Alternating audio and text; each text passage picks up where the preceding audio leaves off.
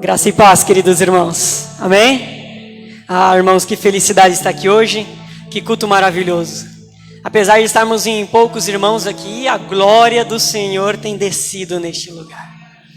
Irmãos, não importa se a casa está cheia ou se não está, o que importa é que o Senhor está aqui. Sabe, o melhor sermão de Jesus Cristo, ele não foi pregado para multidões, irmãos.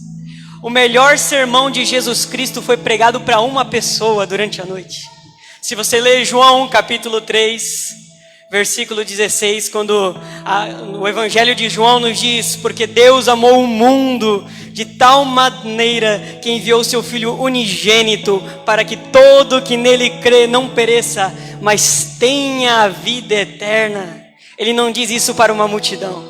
Ele fala isso para Nicodemos, que veio sozinho à noite procurar Jesus. Irmãos, não importa se tem poucas pessoas aqui hoje, a glória do Senhor desce entre nós. Salmo 25 diz assim, porque a intimidade do Senhor é para os que o buscam, as quais o Senhor revelará a sua aliança. Irmão, se você veio aqui hoje com um coração desejoso de conhecer o Senhor, Ele vai se revelar a você. Não importa se tem uma multidão, não importa a sua classe social, não importa quanto dinheiro você tem no banco, se você veio aqui com sede, você vai encontrar a água da vida que vai saciar você. Amém, irmãos? Glória ao nome de Jesus. Queridos, a palavra que o Senhor colocou no meu coração se encontra lá em 1 Tessalonicenses, capítulo 5, do verso 1 ao 11. Nós vamos meditar hoje debaixo do seguinte tema: como estarmos preparados para a volta do Senhor. Amém? Eu não preciso aqui alertar os irmãos da realidade de que o Senhor está voltando, que o Senhor está às portas, né? Logo o Senhor virá. Esse texto, ele vai nos falar como nós devemos nos preparar para a volta do Senhor. Amém? Guerras têm acontecido ao redor de todo mundo. Corrupção, o amor de muitos tem se esfriado. E é evidente, irmãos, todo mundo consegue perceber que o cenário para a volta do Senhor Jesus está montado. Em breve o Senhor voltará. E creio que hoje o Senhor vai preparar a sua igreja, vai equipar a sua igreja para esta realidade. Amém? Se você achou, nós vamos ler o texto de 1 Tessalonicenses, capítulo 5, do 1 até o 11. E eu peço que em seguida os irmãos continuem com a Bíblia aberta nesse versículo que nós vamos meditar nele nesta noite. Amém? Diz assim a palavra do eterno Deus: irmãos, relativamente aos tempos e às épocas, não há necessidade de que eu vos escreva, pois vós mesmos estáis inteirados com precisão de que o dia do Senhor vem como ladrão de noite, quando andarem dizendo paz e segurança, eis que lhes sobrevirá repentina destruição, como vêm as dores de parto a que está para dar à luz, e de nenhum modo escaparão. Mas vós, irmãos, não estáis em trevas, para que esse dia, como ladrão, vos apanhe de surpresa. Porquanto vós todos sois filhos da luz e filhos do dia, nós não somos da noite nem das trevas. Assim, pois, não durmamos como os demais. Pelo contrário, vigiemos e sejamos sóbrios. Ora, os que dormem, dormem de noite, e os que se embriagam, é de noite que se embriagam. Nós, porém, que somos do dia, sejamos sóbrios, revestindo-nos da couraça da fé e do amor, e tomando como capacete a esperança da salvação. Porque Deus não nos destinou para a ira, mas para alcançar a salvação mediante o nosso Senhor Jesus Cristo, que morreu por nós, para que, quer vigiemos, quer durmamos, vivamos em união com Ele. E o verso 11: consolai-vos, pois, uns aos outros, e edificai-vos reciprocamente, como também estáis fazendo. Irmãos, vamos ter mais um momento de oração. Querido Deus, nós estamos diante da Tua santa palavra, Pai. Ó Deus, com quanta sabedoria há nela, Pai. Nós não temos o entendimento necessário para compreendê-las, Pai. Somos carnais. Nossos olhos não conseguem contemplar a verdade, Deus. Nós precisamos da iluminação do Espírito Santo. Vem estar presente aqui hoje, Pai, com a Tua presença especial. Venha iluminar os nossos olhos, os olhos do nosso entendimento, Pai. Venha falar conosco hoje, Pai. Apesar aqui, Pai, das minhas limitações, apesar, Pai, de eu ser pequeno, de eu ser fraco, Pai, mas me usa hoje aqui para proclamar a Tua santa palavra, Pai. Que eu seja um instrumento, Pai, para que essas vidas sejam edificadas, Pai. Fale conosco hoje. Nós precisamos do Teu agir, Pai. E nós confiamos que o Senhor há de cumprir a Tua promessa. Se nós oramos em nome de Jesus. Amém. Ah, irmãos, que maravilha. Irmãos, como tenho dito, Jesus vai voltar. Isso é um fato, isso é inegável. Eu poderia ficar aqui a noite inteira abrindo versículos e mais versículos, comprovando para os irmãos que o Senhor Jesus disse que voltaria. Amém? Ele vai voltar. Eu sempre digo que o Senhor prometeu que morreria e morreu. Ele prometeu que ressuscitaria e ressuscitou. Ele prometeu que voltaria e Ele voltará. Ele vai voltar, isso é um fato, irmãos. O texto de Atos dos Apóstolos, capítulo 1, do verso 9 ao 11, nos deixa isso muito claro, irmãos. O irmão vai estar projetando os textos lá conforme a gente vai estar meditando, mas a Bíblia os irmãos podem deixar aberto em Tessalonicenses, capítulo 5. Diz assim, Atos, capítulo 1, 9 ao 11. Dita essas palavras, foi Jesus elevado às alturas à vista deles, e uma nuvem o encobriu os seus olhos. Estando eles com os olhos fitos no céu, enquanto Jesus subia, eis que 2 varões vestidos de branco se puseram ao lado deles e lhe disseram: varões galileus, por que estáis olhando para as alturas? Esse mesmo Jesus que dentre vós foi assunto ao céu, virá do modo como viste subir. Oh, irmãos, é uma promessa bíblica. O Senhor vai voltar. Ah, irmãos, mas aparentemente o problema não é saber que se Jesus vai voltar. Isso nós temos certeza. O grande problema nos parece ser quando que o Senhor Jesus vai voltar. Quando que isso vai acontecer? Irmãos, tem pessoas que acreditam que o Senhor Jesus vai voltar tão brevemente, que elas vivem completamente desligadas da realidade aqui da terra. Muitas pessoas por muito tempo não se engajaram em estudar, não se engajaram em ter uma profissão, em construir uma carreira, porque afinal de contas, o Senhor logo está voltando. Então não vale a pena se esforçar, não vale a pena construir uma casa, não vale a pena fazer nada aqui. Elas acreditavam que Jesus ia voltar tão brevemente que elas ignoravam a realidade à sua volta. Já outros irmãos, tristemente, eles ignoram completamente a realidade de que o Senhor Jesus voltará. E essas pessoas, elas vivem somente pensando aqui e o agora. Elas só vivem pensando em construir, em ganhar dinheiro, em prosperar aqui nesta terra. Mas irmãos, meditando na palavra do Senhor, eu cheguei à conclusão de que o problema não é não saber quando o Senhor vai voltar. O problema é não saber como esperar. Nós temos que aprender a esperar, irmãos. Nós temos que ter paciência, nós temos que ter fé e perseverança para aguardar o Senhor. Nós não precisamos estar conspirando, meu Deus do céu, quando que o Senhor Jesus vai voltar, qual será o dia exato, o momento exato. Isso não nos compete saber. Este era o problema por trás aqui, irmãos, dos Tessalonicenses. Eles estavam com muitas dúvidas acerca da volta do Senhor Jesus. Eles queriam saber muitas coisas e Paulo começa a escrever para eles, para solucionar essas dúvidas deles. Eles queriam saber muitas coisas, mas o apóstolo Paulo, ele começa nos dizendo o que nós não precisamos saber. Olha aí no verso 1, irmãos, da sua Bíblia, o que está escrito. Ele diz assim, relativamente aos tempos e às épocas, não há necessidade de que eu vos escreva. Os irmãos estavam querendo saber muitas coisas, e Paulo começa informando para eles o que eles não precisavam saber. Paulo diz que os dias e as épocas não nos competem saber. O que o Senhor quer dizer com isso é que os pormenores acerca da volta do Senhor Jesus não nos competem saber, não interessa para a gente o dia exato, o momento exato. O que o Senhor Jesus quer da sua igreja é que ela esteja preparada todos os dias da sua vida. Amém, irmãos? Martin Luther King, irmãos, aquele pastor famoso que foi aí, trabalhou lá nos Estados Unidos contra a escravidão, a favor dos direitos iguais. Ele diz o seguinte, ele tem uma frase célebre que ele diz o seguinte: há apenas 2 dias no meu diário, este dia e aquele grande dia. Irmãos, havia apenas 2 dias pelos quais ele se preocupava. O dia de hoje, o dia pelo qual ele vivia intensamente, porque ele imaginava que no próximo dia seria o dia da volta do Senhor Jesus.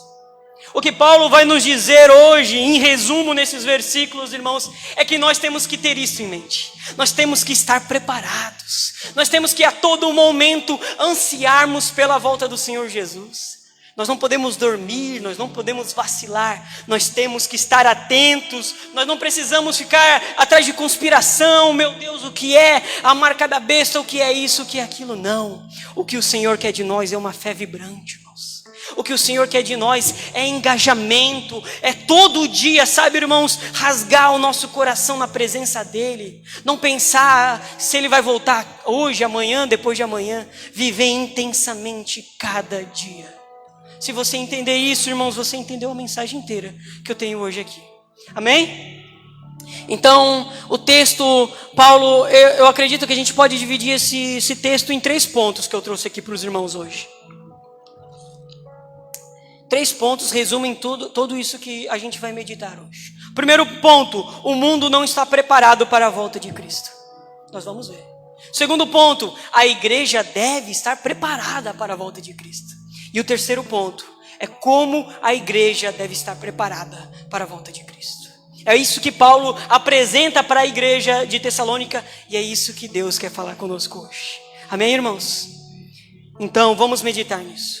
Então, o mundo ele não está preparado para a volta de Cristo. Veja só. Após Paulo então falar o que eles não precisavam saber, que eram os tempos e as épocas, Paulo agora diz o que eles já sabiam.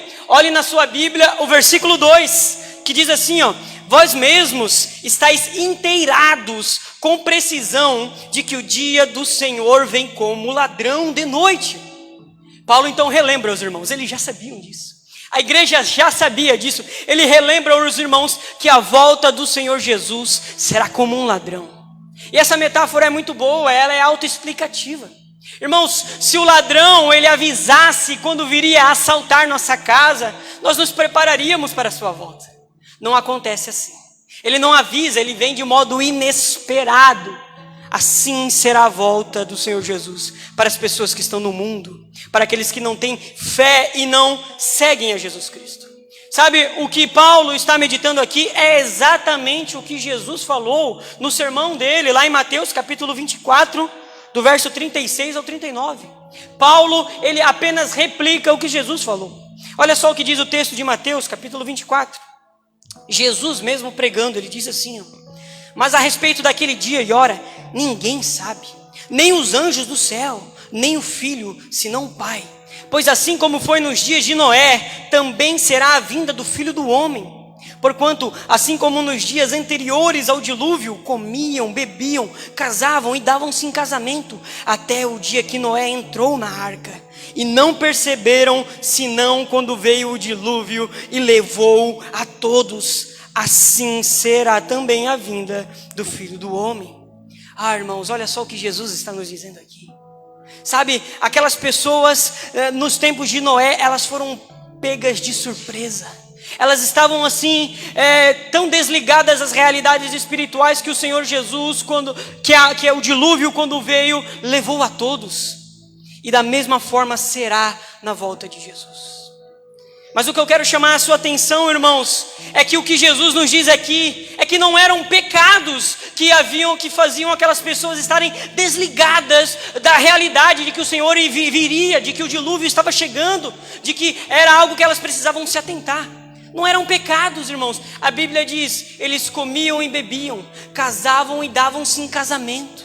Isso não é pecado. Sabe qual que foi o grande erro deles, irmãos? O grande erro deles foi estar completamente ligado com as coisas aqui da terra e esquecerem das coisas espirituais.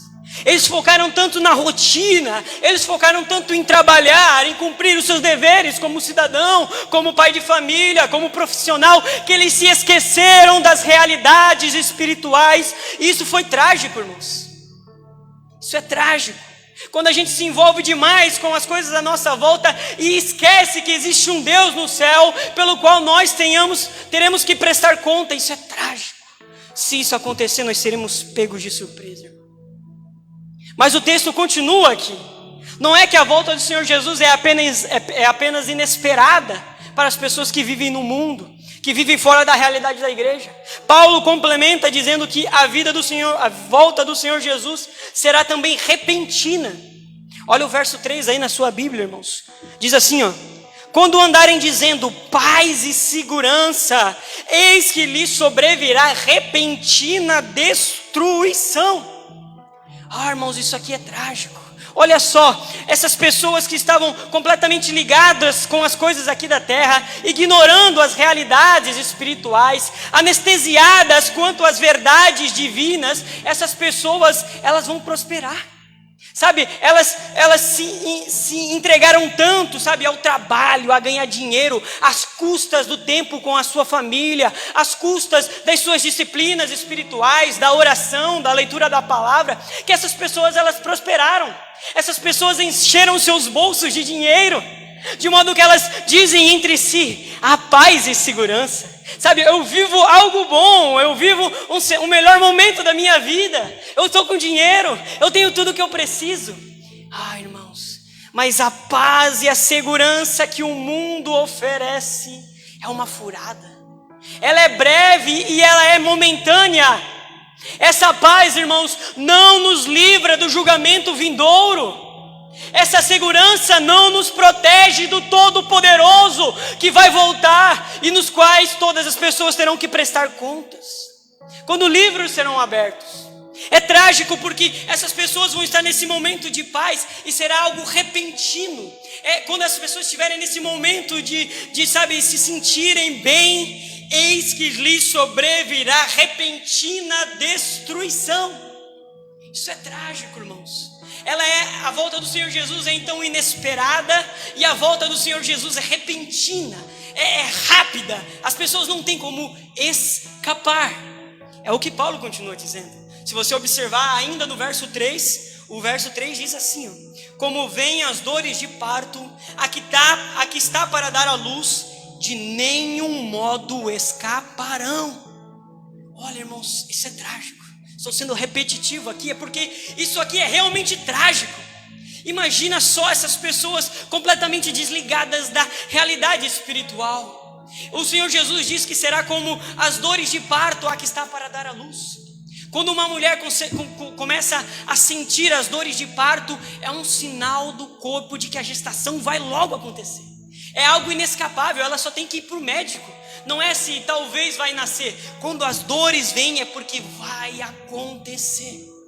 E o Senhor Jesus nos diz, através aqui de Paulo, e que de nenhum modo escaparão. Olha só, irmãos, que trágico. Não há escapatória para as pessoas que vivem desligadas das realidades espirituais. Quando o Senhor vier, então não tem para onde correr. O dinheiro não vai comprar, sabe, uma proteção contra Deus. É algo inescapável. Irmãos, diante dessas verdades aqui, nós precisamos meditar em algumas coisas. Será que nós, de fato, estamos preparados para a volta de Jesus? Será que a forma como administramos o nosso tempo e os nossos recursos estão condizentes com o tipo de pessoas que sabem que não poderão levar nada disso para a eternidade? Irmãos, o Senhor, em Mateus capítulo 25, Ele conta a parábola das 10 virgens. Haviam 10 virgens, irmãos, que estavam aguardando o noivo. O noivo, ele tarda a vir, então todas dormem. No entanto, elas são surpreendidas com a chegada do noivo. Eis o noivo, alguém grita. O Senhor Jesus ali estava chegando para buscar a sua igreja. E dessas 10 noivas, apenas 5 ainda tinham azeite em suas botijas. Essas entraram para bodas do Cordeiro. As outras 5 ficaram de fora. Irmãos, sabe o que isso quer dizer? Isso quer dizer que nós precisamos estar preparados para a volta de Jesus. Essas noivas, elas negligenciaram algo que era fundamental, algo que era extremamente importante. Elas tinham que ter azeite em suas lamparinas. Irmãos, o Senhor deseja que nós tenhamos azeites em nossas lamparinas. Nos tempos dos fins, o Senhor espera que eu e você tenhamos óleo suficiente para aguardar o Senhor Jesus. Este óleo não pode ser comprado. Este óleo também não pode ser ganho como herança. Você não recebe esse óleo dos seus pais, que são mais crentes que você. E você não recebe esses óleos do seu cônjuge, que é mais crente que você, não. Este óleo tem que ser extraído diretamente da presença de Deus. Irmãos, nos tempos bíblicos, o óleo ali, o azeite de oliva, ele era extraído através da prensa das azeitonas. Eles pegavam as azeitonas numa grande pedra de moinho e eles rolavam, eles prensavam esta pedra sobre as azeitonas e então se extraía o óleo. O que o Senhor está dizendo para nós aqui hoje é que nós precisamos prensar o nosso eu, nós precisamos prensar as nossas vontades, os nossos desejos diante da presença do Senhor para recebermos o óleo santo que vem do alto, para estarmos preparados para aquele grande dia. Nós temos que fazer morrer as nossas vontades. Nós temos que negar os nossos próprios desejos para viver a vontade do Senhor. Porque a vontade do Senhor é boa e agradável. Senão, irmãos, vai acontecer conosco o mesmo que aconteceu com o mundo aqui. Para o mundo foi inesperado, para o mundo foi repentino e para o mundo será inescapável. Porque eles não tinham azeite. Nós precisamos ter azeite. E o que Paulo vai dizer aqui é que a igreja deve ter azeite. É a continuação, é o segundo ponto aqui, irmãos. A igreja deve estar preparada para a volta de Cristo. A igreja tem azeite porque a forma natural de ser igreja é ter azeite. Amém? Vamos ler novamente os versos 4 até o verso 7 aí, irmãos. A igreja deve estar preparada para a volta de Cristo. É o argumento de Paulo agora. Olha só o que diz o verso 4 em diante. Mas vós, irmãos, não estáis em trevas. Olha só, mas vós, irmãos, não estáis em trevas. Uma conjunção adversativa aqui, ó. Mas, com vocês não. Porém, todavia, não é com vocês. Mas vós, irmãos, não estáis em trevas. Para que esse dia, como ladrão, vos apanhe de surpresa. Porquanto vós sois filhos da luz e filhos do dia. Nós não somos da noite nem das trevas. Assim, pois, não durmamos como os demais. Pelo contrário, vigiemos e sejamos sóbrios. Ora, os que dormem, dormem de noite. E os que se embriagam, é de noite que se embriagam. Olha que maravilha, irmãos. Para Paulo, a igreja, ela não é pega de surpresa. Para a igreja, a volta do Senhor não será repentina nem inescapável. Essa não é a realidade da igreja. A igreja, ela ora diariamente, Maranata, ora vem Senhor Jesus. A igreja, quando vê os problemas do mundo, quando vê as aflições, ela fala, que venha o teu reino, Senhor. Venha o teu reino. A igreja, ela anseia a volta do Senhor Jesus, ela espera, ela ora para que o Senhor logo volte. Mas por que isso acontece, irmãos? A argumentação de Paulo aqui é que isso acontece porque dentro dos crentes houve uma mudança estrutural. Mudou tudo na vida dos crentes. Porque ele diz, mas vós sois filhos da luz e filhos do dia. Nós não somos da noite nem das trevas. Houve uma mudança aqui. Nós não somos mais das trevas. Se nós fôssemos das trevas, então a volta do Senhor Jesus seria inesperada para nós. Nós seríamos pegos de surpresa e nós não teríamos como escapar. Mas essa não é a nossa realidade, porque de acordo com Paulo aqui, agora nós somos filhos da luz. O que Paulo está dizendo aqui, irmãos, ele está apresentando para nós a bendita doutrina do novo nascimento, da regeneração. Aqueles que estão em Cristo Jesus são novas criaturas, é o que Paulo está dizendo aqui, com outras palavras. Ele está dizendo que quando o Espírito Santo sopra seu vento sobre uma pessoa, ela nunca mais é a mesma. Ela não é mais das trevas, agora ela é da luz. Os seus desejos mudaram, as suas ambições mudaram, a forma como ela se porta agora mudou. Ela não é desligada quanto às questões espirituais. Ela não ignora que o Senhor Jesus vai voltar. Ela não ignora que dentro do seu reservatório deve haver muito óleo, porque houve uma mudança na sua natureza. Ela agora é uma nova criatura, ela vive em novidade de vida, ela vive uma vida cheia de esperança, irmãos. Aqueles que nasceram de novo têm a sua esperança na volta do Senhor Jesus. Sabe, nós sabemos que só quando o Senhor Jesus voltar é que nós receberemos o nosso galardão. A gente sabe que só quando Jesus voltar que as injustiças aqui dessa terra cessarão, que toda a maldade, o preconceito, o roubo, o engano, tudo isso cessará somente com a volta de Jesus. É por isso que quem nasceu de novo anseia a volta do Senhor Jesus. É por isso que quem nasceu de novo não tem a sua esperança no próximo presidente da república, não tem a sua esperança em algum partido político. A esperança daquele que nasceu de novo está na volta do Senhor Jesus, porque é Ele que vai reger essa terra com cedro de ferro. É diante dele que todas as nações se prostrarão. É diante de Jesus que todo joelho se dobrará e toda boca confessará. Ah, bendita a verdade é essa, irmãos. Quem nasceu de novo tem uma viva esperança. O Senhor me deu um texto lá em 1 Pedro, capítulo 1, do 3 ao 5. É um texto que resume isso que nós estamos falando aqui. Quem nasceu de novo tem uma nova esperança. Olha só que texto maravilhoso, irmãos. Acompanhe a leitura.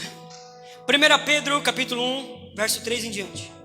Bendito Deus e Pai de nosso Senhor Jesus Cristo, que segundo a sua muita misericórdia nos regenerou, nos fez nascer de novo, para uma viva esperança, mediante a ressurreição de Jesus Cristo dentre os mortos, para uma herança incorruptível, sem mácula, imarcessível, reservada nos céus para vós outros, que sois guardados pelo poder de Deus mediante a fé, para a salvação preparada a revelar-se no último dia.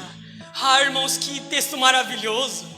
Olha só que texto maravilhoso da palavra de Deus. Aqueles que experimentaram a regeneração, aqueles que nasceram de novo, aqueles que tiveram uma experiência com o Senhor Jesus, que confessaram os seus pecados, que a partir daquele momento começaram a ter Jesus como seu Senhor e Salvador. Essas pessoas ganharam uma viva esperança. Essas pessoas agora, elas estão esperando a sua herança que virá nos céus, que é incorruptível, que é sem mácula, que é imarcessível, irmãos. E não é uma esperança vã, não é algo que a gente não pode ter certeza, talvez eu vá, talvez eu não vá. Não, o texto nos dá a garantia. Ele diz: vocês sois guardados pelo poder de Deus mediante a fé. Não é que talvez eu vá chegar nesse reino, se eu fui regenerado, se eu nasci de novo, eu sou guardado pelo poder de Deus, eu vou ser encontrado digno naquele grande dia, irmãos, porque é o Senhor quem nos guarda. A palavra de Deus vai dizer em Filipenses, versículo 1, verso 6, se eu não me engano: ora, aquele que começou a boa obra em vossa vida, há de terminar. Romanos capítulo 8, versículo lá 36 em diante, vai dizer que nada poderá nos separar do amor de Deus que está em Cristo Jesus, nosso Senhor. Nada vai nos separar. Ele começou, Ele vai completar, porque nós que nascemos de novo somos guardados pelo poder de Deus. Por isso a gente tem esperança, irmãos, porque tem um reino de glória nos esperando, onde as ruas são de ouro e de cristal. Ah, irmãos, lá não haverá mais dor nem pranto, porque todas as coisas já passaram. Lá não haverá luz, porque o Senhor é a grande luz daquele lugar. Não vai ter sol, não vai ter os luminares. O Senhor Jesus vai nos iluminar naquele momento. Bendita a verdade é essa, irmãos. Mas Paulo aqui não diz apenas que nós somos filhos da luz.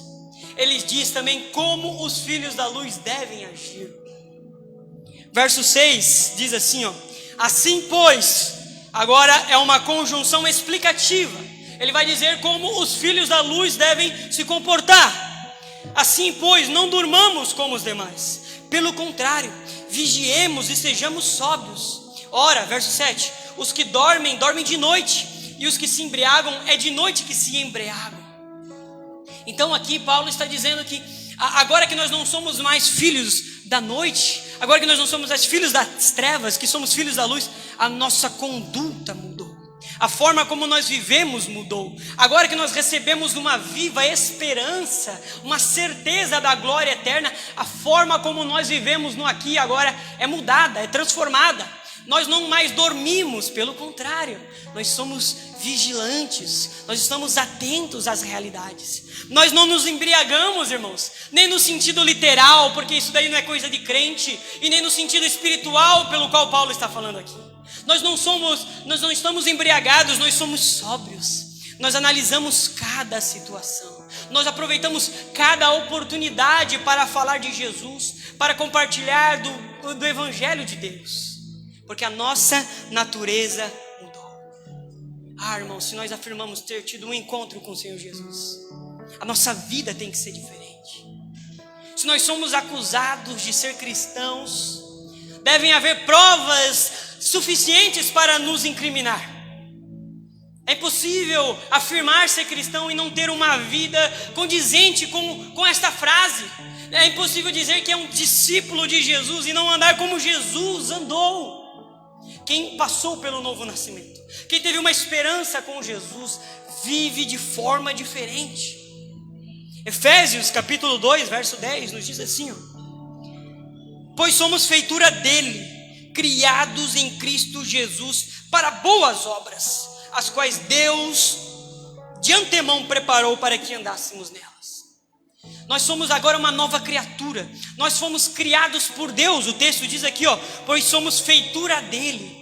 A palavra aqui no original é o poema. Nós somos o poema de Deus, nós somos a obra de arte de Deus. E se é Deus quem está nos esculpindo, se é a mão de Deus que está sobre a nossa vida, então a nossa conduta é diferente. Porque o Deus que nos salvou, Ele nos salvou pela graça para fazermos boas obras. É o que diz o texto, para fazermos boas obras, as quais Deus preparou de antemão para que andássemos nela. Deus preparou grandes coisas para fazer por meio da sua igreja. Ele conta conosco, irmãos. Ele conta conosco. Ele conta com o nosso engajamento. Ele conta com as nossas forças, com a nossa energia para fazermos a sua obra. Amém? Então o mundo, ele será pego de surpresa com a volta de Jesus. A igreja não. A igreja é diferente. Ela aguarda o Senhor Jesus. A natureza da igreja demanda aguardar o Senhor Jesus. É impossível falar que é um crente, mas ele está nem aí para essa realidade. Isso não é verdade, isso é impossível. Quem nasceu de novo tem a sua conduta transformada. Quem teve uma experiência com Deus nunca mais é o mesmo.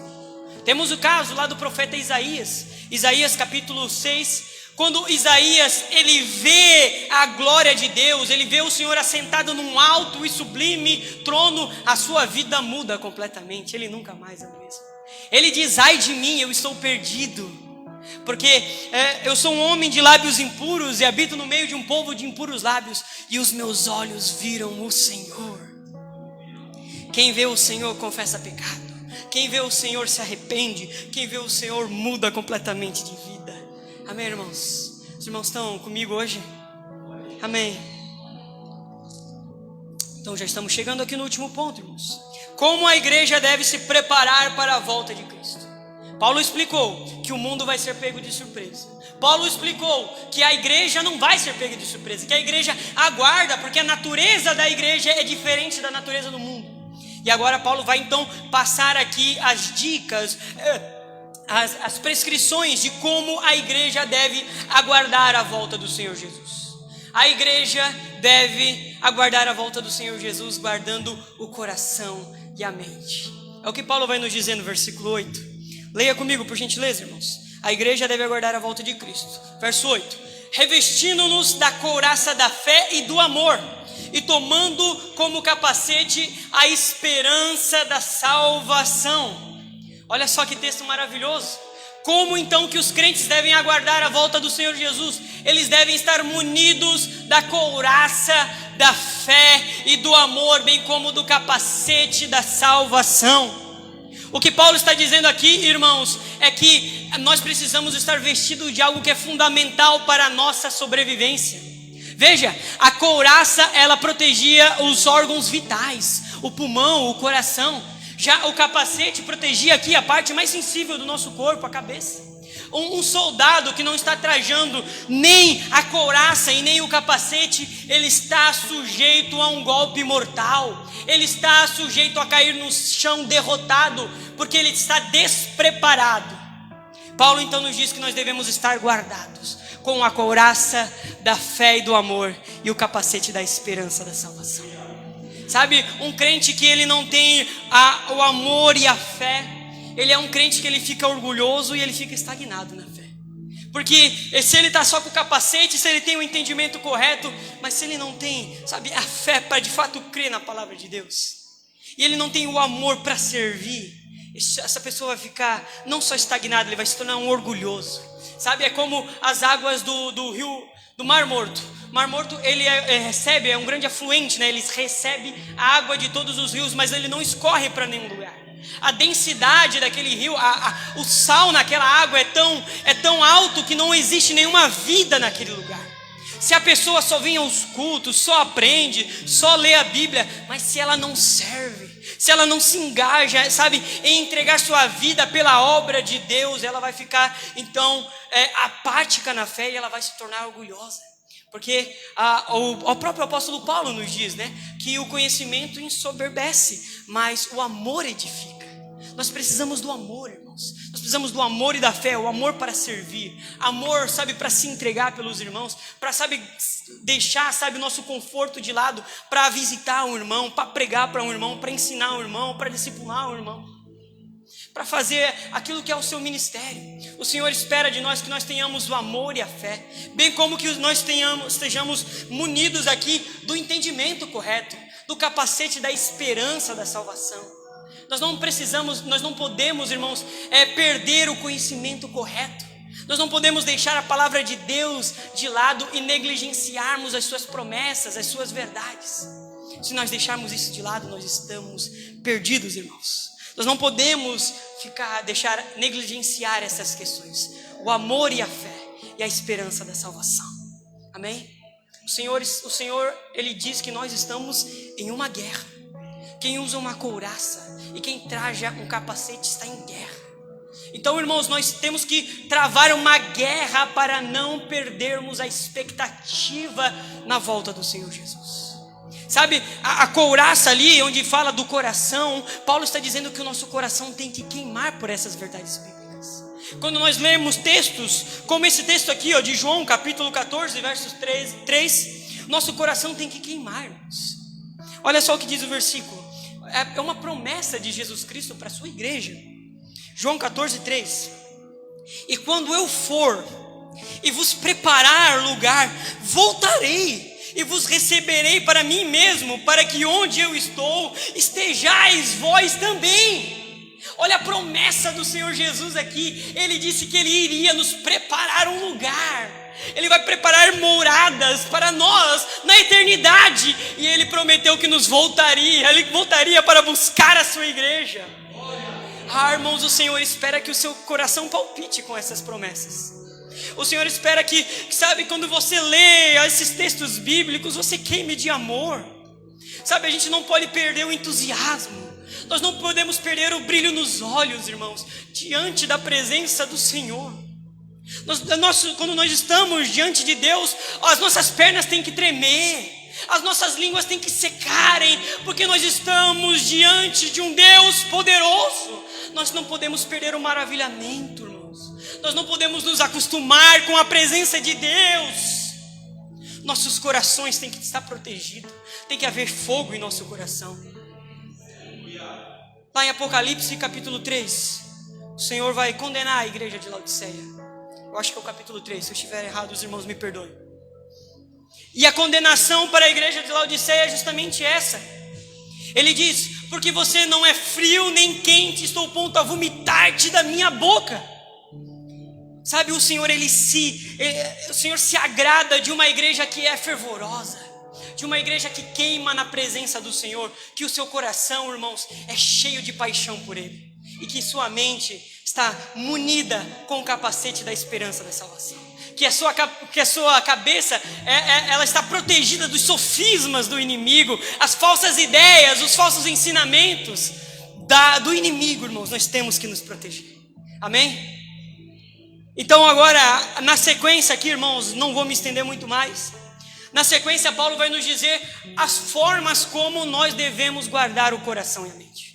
Nós guardamos o coração e a mente nos lembrando da eleição divina. Leia comigo o verso 9. Olha só o que diz o verso 9. Porque Deus não nos destinou para a ira, mas para alcançar a salvação. Olha que coisa maravilhosa. Paulo nos diz para guardar o coração e a mente. E agora ele nos diz, porque Deus não nos destinou para a ira, mas para alcançarmos a salvação. O que Paulo está dizendo aqui é a forma como nós vamos guardar a mente e o coração. Ele nos apresenta o que? Promessas bíblicas. Ele nos apresenta verdades bíblicas que devem queimar em nosso coração diariamente.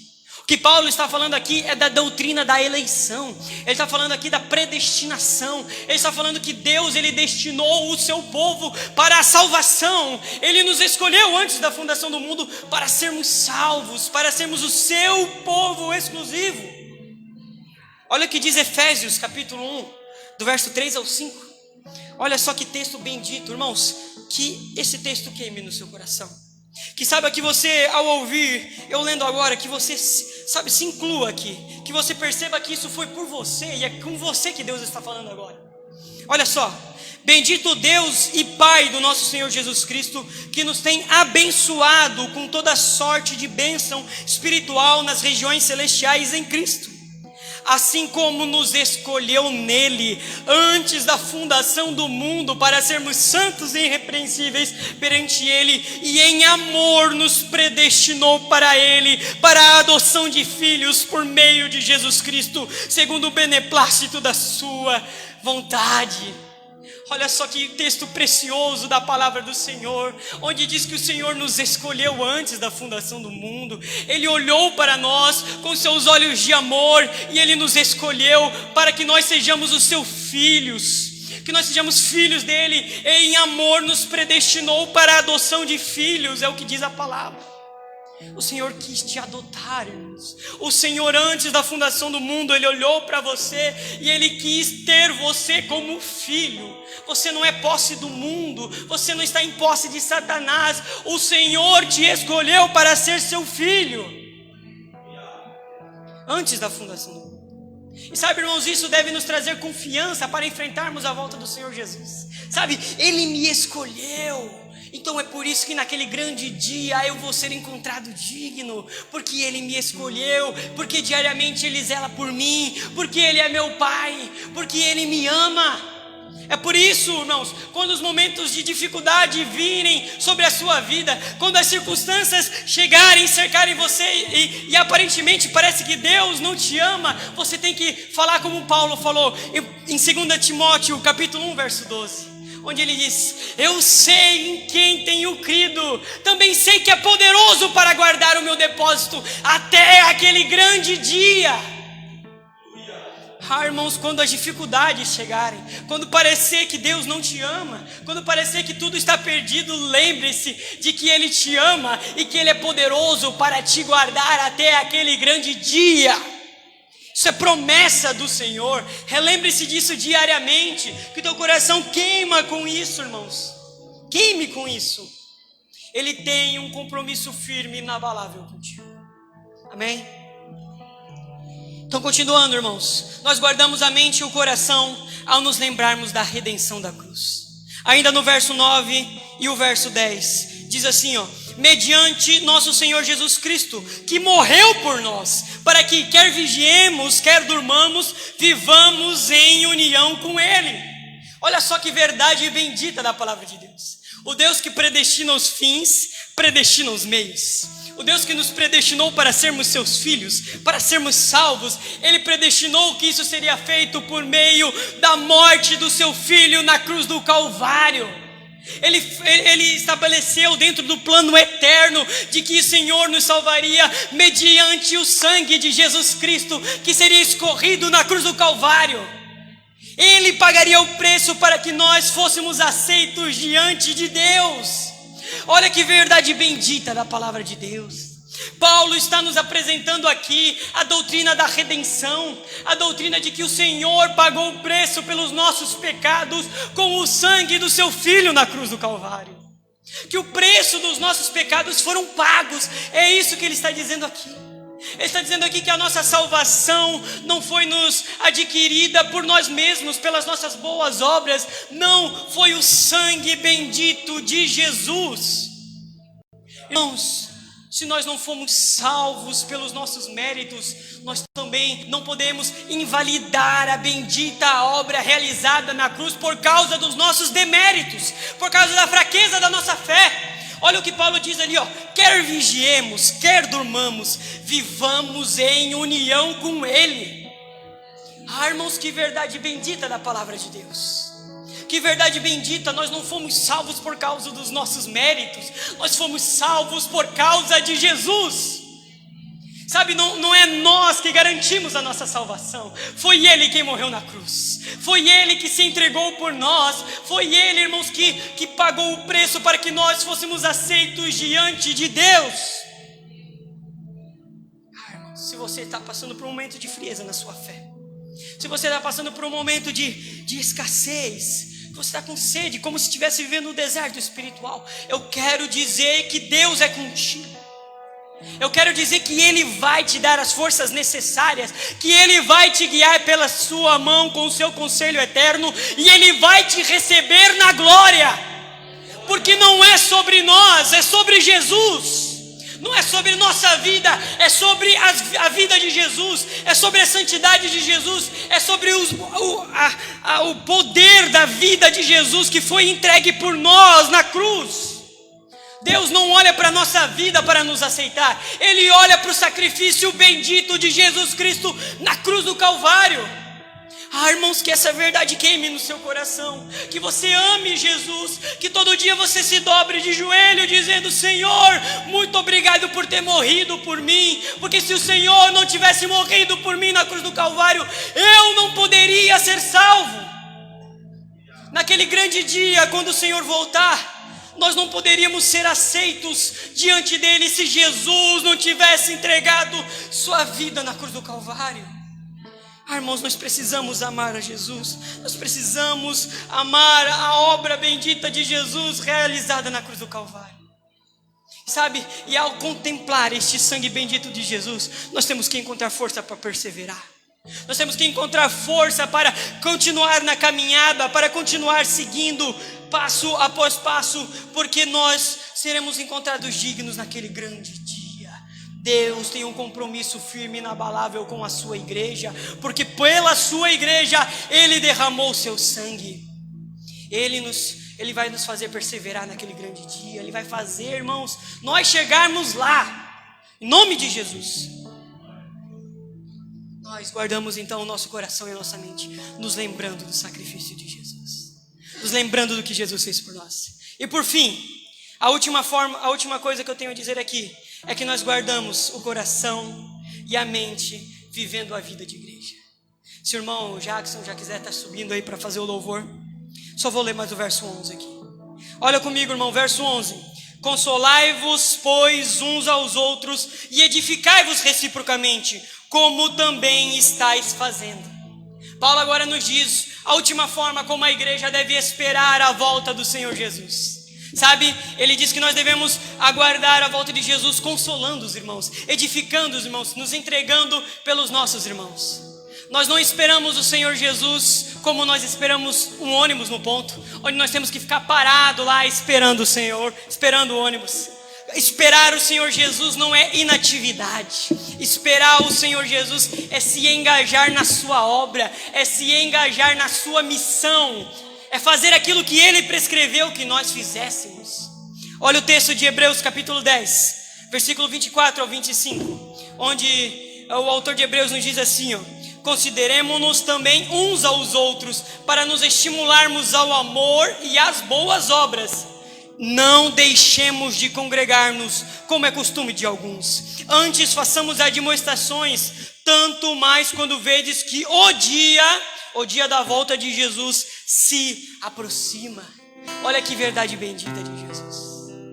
O Senhor não salva indivíduos, irmãos, que têm moralidade, que têm ética, que vivem aí de acordo com os padrões da atualidade, não. O Senhor, Ele tem um compromisso com uma comunidade. O Senhor tem um compromisso com a igreja. Por isso que o autor diz: não deixemos de congregar-nos, não faltemos os cultos, não deixemos de participar da agenda da igreja, não deixemos de se engajarmos na obra do Senhor Jesus, porque nós esperamos o Senhor Jesus nos engajando, servindo a igreja, servindo os irmãos, participando da missão do Senhor.